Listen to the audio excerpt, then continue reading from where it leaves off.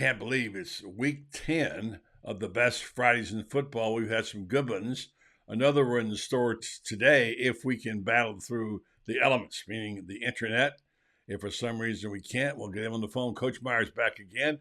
Why he comes back for more punishment, I'll never know.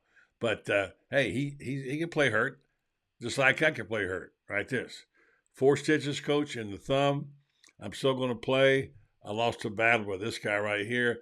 Kimball's, where is that? Noodle soup right there. Okay, I lost a battle with them, and I had 4 stitches on last week, and I'm back this week to try and go. I know you tell me I got to play her, right, Coach? That's right. As long as you can throw a fastball, we're fine. break it off a little bit like that. Urban is in State College today, where the significant game is being played.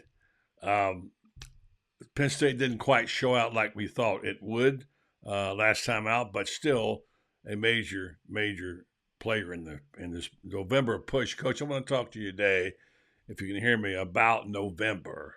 You had some really terrific Novembers as a coach. I recall a few.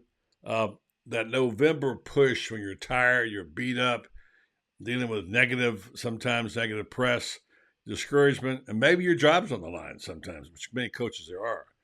You got to find somebody to help you push through and get to the next week and somehow hang in there. How did you do it? Well, that was all the training in February and March. We did all kinds of leadership training, and you don't train for Novembers in November. That's something when you're in a stretch run, you're a product of what you did the previous 8-9 months. That's why we spent so much time in the offseason program. I was very involved. Our coaching staff was very involved, and I hired the best I could with Mickey Marotti, our strength coach. But our offseason was not about strength training. It was about leadership training. It was about building a bond in that team. It was Navy SEALs training, and I still believe in that. I mean, you are a product of your training. If you don't train hard, if you're not a close group, when you get to November, you fall apart. And we've had great Novembers, and we've had a few not. Most of them were pretty great, but we've also had a few that weren't. And I go back to not. I don't blame players. I don't blame staff. I blame myself that I did not do a good job of putting that team together in the off season. So remember, this is much different than professional sports. These are college players. These are young people that need to be developed. And how do you survive a storm? You prepare February, March, April, May, and throughout the summer to get ready for the storm of November. That's precisely what I wrote down. I knew that was what you would say because I've watched you coach too many times. You have all of that going on, and you say you win the games in the spring, and you're lifting and pushing and running the rest of the year, which is a year-round training. Then you got the added element of the negativity, which is something that's harsh for every coach this time of year. Negative press is going. If you're not winning games, you get that to deal with. And now you got the added element. You didn't have as much of this in Florida as now of the internet and social media, which is throwing hammers at you and tongs. And you have to have mental conditioning as well. How do you train mentally for that as a coach? Yeah, that's something I didn't do very good at. I did later in my career because I just shut it out. I basically quit. People ask me that, and I shut everything down. I basically still am the same way. I don't, after I saw what journalism became and untruths were printable, and I just stayed away from it. But when I was younger, that ate me up a little bit. When people take shots at our players, I remember I got into a big argument with a guy from a newspaper writer because he went after one of our players, and I saw the impact it had on the player, and I don't understand that. That's why I love Fox. We celebrate the great game and those who play it. Sure, there's going to be stories that you have to be involved with, but I never understood that piece of it, and I still don't. And the good thing is I don't deal with it. I don't understand how the negativity sells. I just don't get that. I think, especially with young college kids, I understand maybe an NFL guy making millions of dollars, but college guys, no. Your job as a coach is try to shield them, try to push them, try to put them in the best possible position, but stay away. Do the best you can to stay away from that negativity. On top of that, you're a builder. You always like to build things, starting in Bowling Green all the way through, which is you need that positive environment as well, and which you were successful in doing. How do you build a program? Obviously, from the bottom up. At Bowling Green, you had to have study hall. Your coaches had study hall. The academic part of it. You had the whole thing with the social interaction of the various kinds of people, black, white, brown, whatever it may be. I remember the story you told about when you said you had a meeting and you had a group over here and a group over here, different colored skin, a guy over here and a guy over here, and you said, time out. You guys break up. And you made them sit together. That was one of the first steps that got you going right. I think that was Bowling Green. Maybe it was Utah. Talk about that. Yeah, that's one of the best things about being a coach, and I do like to build. You know, Lou Holtz used to say this, that building takes passion, energy, love, and obviously hard work. And once you're climbing a mountain, that's the thrill to me of coaching. Taking a downtrodden place like a Bowling Green, like Utah. The time I went to Florida, they were struggling. Even Ohio State, you know, they went 6-7 the year before. So that the building part is all energy. The maintaining is awful. You know, maintaining extremely high standards was it's fatigue. And that's what Lou Holtz used to always remind me of, saying, no, building is fun. You're climbing mountain. Once you're top of the mountain, all arrows are pointed at you, and that was hard. But building a team, and the story you told was at Utah, Yeah. when you had, you know, Polynesian kids, you had Mormon kids, you had black kids, white kids, and it was all separated. And to bring that team together was a lot of fun. There's that saying about nothing undemocratic about a huddle. You all got all kinds of people in the huddle. No one cares what your background is and what your ethnicity is. You're all in the huddle together on a football team. That's what the beautiful part about the sport. Now, here's the other thing. To be successful, and I'm telling you this, you know it better than anybody, all this, you have to win close games. Coach Spurrier talks about that all the time. And I know when you and Coach Spurrier get together later this spring, and next spring, we're going to do that, Coach at Spurrier's Grind Grill, you and two talking about coaching, what you liked, what you didn't like, how you both hated to lose, how you dealt with that. Winning those close games makes the difference of everything. Now, take right now. This month there'll be some huge games. There'll be won or lost by a field goal or a point, whatever, that could decide a championship. I know you had a few. I remember one in particular that really was great for you and not great for Coach Spurrier. First time he came into the swamp, 2006, right? When you beat them that year, which catapulted you to where you were going. And something significant happened with a field goal, a penalty, a field goal.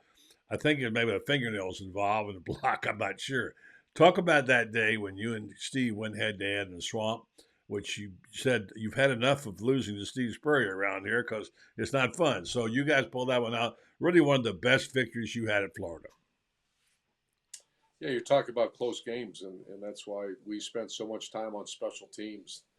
And you know, when you're in an equally matched game, when you're in a game that's going to come down to the, you know, a couple yards here and there, there's no, in my mind, there's no greater place to find those extra yards in special teams. You think about the 2006 SEC championship game, the fake punt to get another possession and flip the field. You talked about the South Carolina game. We had actually three block kicks in that game. And we don't win that game without obviously the final one, but there was ones before that. So I just think that, you know, when you start talking about championship runs in November and December, talent becomes equated. Games come down to the wire. You're looking for a yard here, 3 yards there, 5 yards there. In my mind, there's no greater place to find those extra yards and field position than special teams. And again, you build that in the offseason. You don't all of a sudden in November and say, hey, special teams are important. It's got to be part of your DNA. And that our greatest teams were built around our special teams. It's a subject must discuss around here in Gainesville these days. Your name comes up every single time it's talked about. You told me the story of how you started coaching special teams at Notre Dame and how you valued them and how you put an emphasis on, and you were the special teams coach. I've had discussions with many people about this. Who is the special teams coach? Unfortunately, the one in Florida is not very visible. The head coach is a special teams coach. That makes a big difference. You're the guy calling the shots. You told people You don't get on special teams and earn your spot. You don't play if you don't rank on special teams. You made it a priority. You put your best players on special teams. So, what is the formula? And people say, well, it doesn't matter who the special teams coach. Excuse me? If the head coach is a special team coach, it matters a lot to me. And that was precisely the point you were trying to make. Talk about the importance of a face and a name and a person putting their stamp on special teams. I personally think it has to be the head coach. People don't go to college to play kickoff. You get at Florida, Ohio State, or Alabama. These 3, 4, 5-star athletes are not coming to Alabama or Florida to run down on kickoff, to be on kickoff return, to block for punt. So it's got to be and they a lot of times they didn't do it in high school. So how do you convince? I'm trying to think. How do you convince a Joe Hayden or Janoris Jenkins or Chris Rainey or Jeff Demps to become elite special teams players? You got to brainwash them. They got to really understand, for us to win this game, I need you, and it's part of our culture. And there's only one person that can do that. And all due respect to special teams coaches out there in college, I think it's the head coach. I don't think there's any other way, buddy. I've watched and listened and learned, and there are some teams very well special teams, or maybe the head coach isn't involved, but not many. The ones I know, the head coach has his hand on it. Everybody uses the cliche, the three phases of the game. Well, according to that, special teams is important to the offense or defense. I can't understand why you would want to put your face and name on it if you're the coach. So I'm having a hard time on it. And sorry, Gator fans, and your name comes up all the time. Someone said, well, it doesn't really matter who the coach is. No, it does matter, and it mattered to Urban. That's why the special teams were always really good. Talk about David Nelson, a great example of a guy. I always liked David, even though I wasn't playing very much. As a player, as a person, admired him. I thought he had great talent, but he never quite clicked. And it was that one time that it did click, and he woke up and realized, hey, I can get on the field if I play special teams. He came in to see you, and what did he say?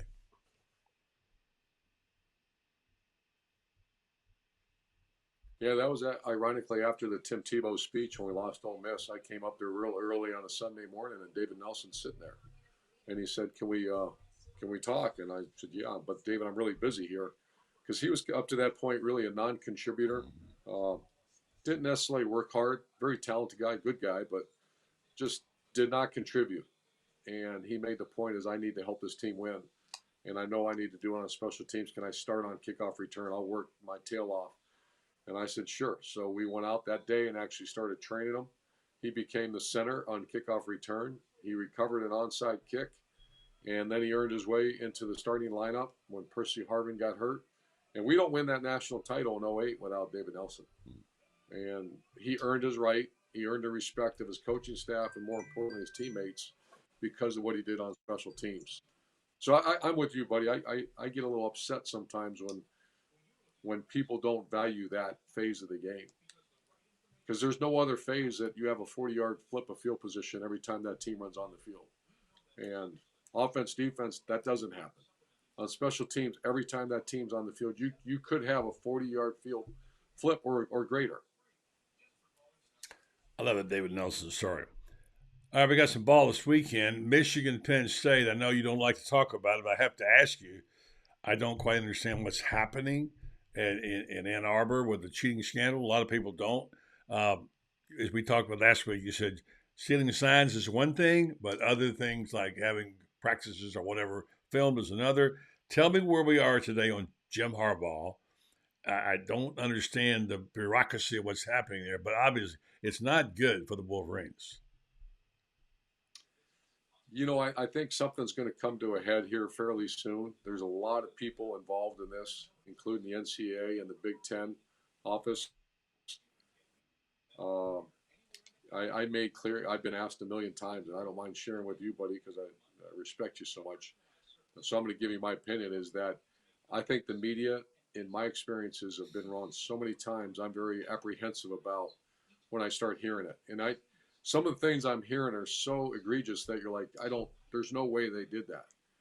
Did you really go to 35 games and have people videotape from the stands and then start a database on your campus? I'm hearing all this stuff thinking, I can't imagine, and then they funded it or budgeted it. So I'm very skeptical that it happened. If it did happen, You'll hear people say that everyone does that. That's not true. I talked to Bob Stoops last week about it, and a couple other colleagues. I said, "Have you ever heard of this?" And they're never. It's once again, if it's true. So I think it's going to come to a head here fairly soon. The commissioner of the Big Ten is really in a difficult. The guy just got hired, and I mean now he's got to make decisions that you're talking about national because the Wolverines are a really good team this year. More, they might be the best team in the country. Now they haven't been challenged yet. They will today or tomorrow. But this is a tough position to be in if you're the commissioner of the Big Ten. I'll say you hate to see you get the kids get caught up in it. J.J. McCarthy and that's some really good players, a good team. We'll see what happens. It always hurts to see the coaches who weren't involved and the players who really weren't involved have to pay the penalty like that. So it seems like that's unfair too. Couple other games worth talking about. I guess maybe Alabama, Kentucky at noon. Alabama's a 10.5 point favorite. I see Georgia. I see the rest of the teams, and I see Alabama. What do you see?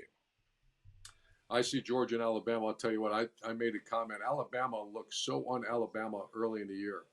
Against South Florida, I went back and watched it, and that was one of the worst performances I've ever seen out of Alabama. But that coaching staff and the roster, don't ever bet against them. And sure enough, they are on fire right now. They have, just for the viewer, that's Percy Harvin playing quarterback in Well, Alabama. well, I mean, he's that good. He might be the best athlete in college football. He's fast, he's athletic, he's dynamic. They ran him 22 times last week. I always joke around. I'd love to let me have that guy at quarterback. I mean, the fun that Dan Mullen and I could have with that guy at quarterback. Wow. yeah, he working that spread option really nice. Uh, Tennessee against a team that is running the surprise of the SEC in a way. I think Missouri. Boy, Drinkwitz is they got beat earlier in the year, 66-24 by this team. I don't think it'll happen this time. What is Eli Drinkwitz doing differently that I know you don't watch a lot of SEC that's got this team playing so well, and they are legitimate contenders for the SEC East. I guess, yeah, we still got the SEC East. They are. I mean, think about it. It's amazing. And they're a 1.5 point underdog against Tennessee. I think they could beat Tennessee.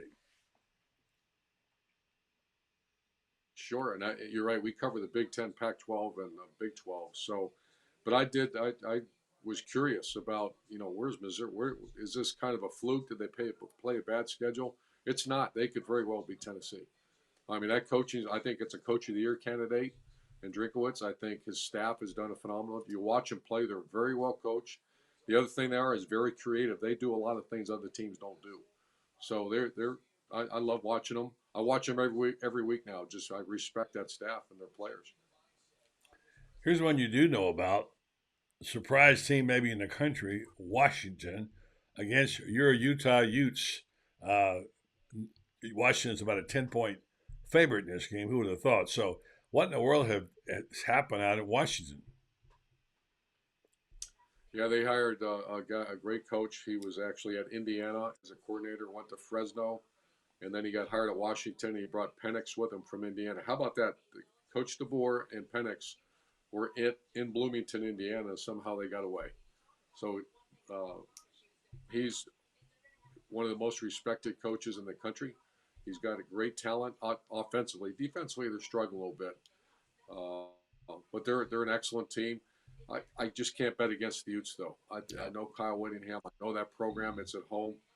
I'm going with Utah in this game on a close one. And Penix, by the way, is from Florida, so that's a double one there. Final one of the day is not a game you follow that close, but you've played both of these opponents many times. It used to be a heck of a robbery, now not so much. Florida State, 2 touchdown favorite over Miami. What has happened to the Canes? Can't get an offense going. This once great rivalry is not that anymore. Isn't that a shame? Because when I first went to Florida, I mean, and then it started to slip. But that, we all grew up when that was the game of the year. When the three Florida schools got together, they Yeah, dominated the landscape in yeah. the '90s. Yeah, Bobby Bowden, Joe Paterno, Steve Spurrier, and then you had several coaches at Miami. Jimmy Johnson, obviously, and then Larry Coker when I was there. So yeah, I was hoping Miami would get back quicker than they have because I think football's, college football is better when Better. Miami's good, just Yeah. for the South and for the state of Florida. Mm-hmm. But don't give up on Miami yet. They got a good coach. He knows what he's doing. Just give him a little bit of time because it was not in good shape when he took over. Tough to get time these days when you got the transfer portal and NIL money and people making changes fast, and you got Dion making all kind of noise. Although things have caught up to Dion a little bit, we knew it would eventually, as you said. But great story there. Okay, my obligatory question I have to ask. My contract says I have to ask this every week. I know what the answer is going to be, but I'm going to ask you anyway. Any late offers from you over $10 million a year? No, no. I'm a Fox employee and really enjoy it. Yep, that's what I hear, and yet people keep saying, "No, he's going here. He's going there." What's it like to be the guy that everybody wants to hire, and you just say, "No, no, no, no, no"? I'm looking at you, smiling. You're like, "Okay, I'm good." Well, I have gotten a few phone calls, but they're kind of just feeling me out, and I have no interest, buddy. You know this, and I really love what I'm doing. Just for education of people, how this thing works. It's not necessarily the school calling you. There are people, intermediaries, who call coaches and feel them out and say, "Are you movable? Are you this? Are you that?" That kind of call, right? That's exactly what happens. Yeah, the schools don't call. It's because that becomes public, and you don't want to put yourself out there like that. So yeah, it's intermediaries. Billy Napier's got his work cut out. How'd you like to have to win a game to get bowl eligible and you play three teams that are all ranked and all favored? He's got to find a win somewhere, either against Missouri or obviously Florida State or coming up this week in Baton Rouge. You've had a few battles in Baton Rouge. That's never easy. Yeah, when they lost Arkansas, I was heartbroken. I mean, I just can't imagine in that city right now in Gainesville and how much pressure and on those players and that staff. Not being bowl eligible in Gainesville, Florida, I Hard can't life. imagine that. So we're all pulling for them. We're all pulling for them, and it would be an upset. But if they play like they did against Tennessee, they can beat any one of those teams. Got to find that one we talked about. Got to win that close game. These are the ones you got to have in November. It's going to be a tough go for Billy Napier. Wish him the best. Urban, on the show this weekend, Big Noon to the guys. I'm sure that the hardball question will come up. What will be the other subjects you probably would like to talk about on Big Noon? Well, we have Charles Woodson joining us. Obviously, the Wolverines, that is a huge storyline. The best division in college football is the Big Ten East, and this is the second of the three games. In 2 weeks we have the Ohio State versus the Wolverines. So this is a monster game. 110,000 people, loudest stadium in college football. It's going to be wild. And Penn State's their quarterback Drew Aller's got to show up. He didn't play well against Ohio State. If he shows up, it's a close game. If not, Wolverines will beat them soundly. I said final one. This one I'll get to because you played in all the big stadiums. You coached in all the big stadiums. I know everyone. You had one of the biggest of the big, and you coached there at Ohio State. Here's the question: if I said you can name me the three toughest venues to play in as a visiting coach, who would it be? Number one, Penn State. Number two, LSU. Number three, uh, either Auburn or Alabama. Those are monsters now. Mm-hmm. Those are the toughest stadiums. Shelley would say Tennessee. Would she? She still Yeah, she still remembers when I was at Notre Dame, and then in 2006 when we went up there. And I actually spoke to the Knoxville Quarterback Club, and I told them Yeah. that when you guys are right, this is as good a stadium as there is in college football. Yeah, but Shelley wanted to knock out half the fans. she get into a brawl. I tell you what, she could go after it too. She was great. What a great coach's wife. So, Urban, it's great talking to you. Looking forward to our time later next year when we get together and sit down for an evening of greatness with you and Steve Spurrier. It's going to be sensational. One more warning: be careful about these guys. Okay, they can maim you for life. All right, Coach.